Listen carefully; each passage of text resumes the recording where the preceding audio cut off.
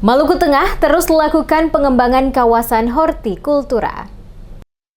Dinas Tanaman Pangan dan Hortikultura Kabupaten Maluku Tengah terus melakukan pengembangan daerah kawasan hortikultura dengan menyediakan bantuan berupa benih cabai di 18 kecamatan pada lokasi lahan yang tersedia 24 hektar. Kepala Dinas Tanaman Pangan dan Hortikultura Kabupaten Maluku Tengah, Arsad Slamet, yang ditemui di ruang kerjanya menjelaskan, pada tahun 2023, guna menjaga agar tidak terjadi inflasi yang disebabkan salah satu faktornya adalah cabai, maka pihaknya terus melakukan pengembangan kawasan hortikultura di sejumlah daerah di Maluku Tengah.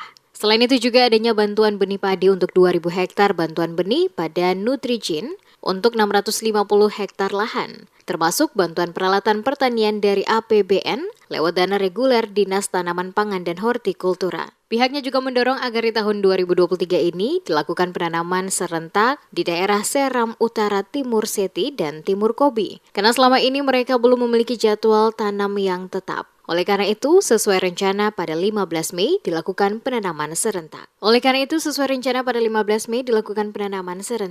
Disinggung soal rencana dilakukan panen raya, kata Arsad Slamet, sesuai rencana akan dilakukan pada bulan Juni hingga Juli. Hal ini dipicu karena adanya peningkatan areal pertanaman di tahun 2023 ini yang mengalami peningkatan sebesar 7.816 hektar.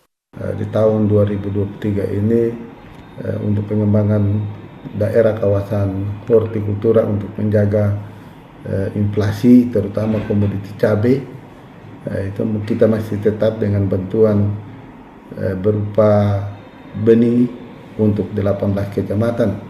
Ada 24 hektar, yang berikut bantuan benih padi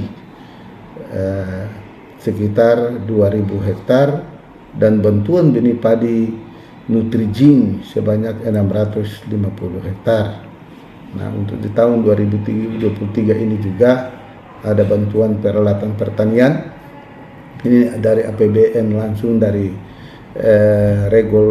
dana reguler kita pada Dinas Tanaman Pangan dan Hortikultura.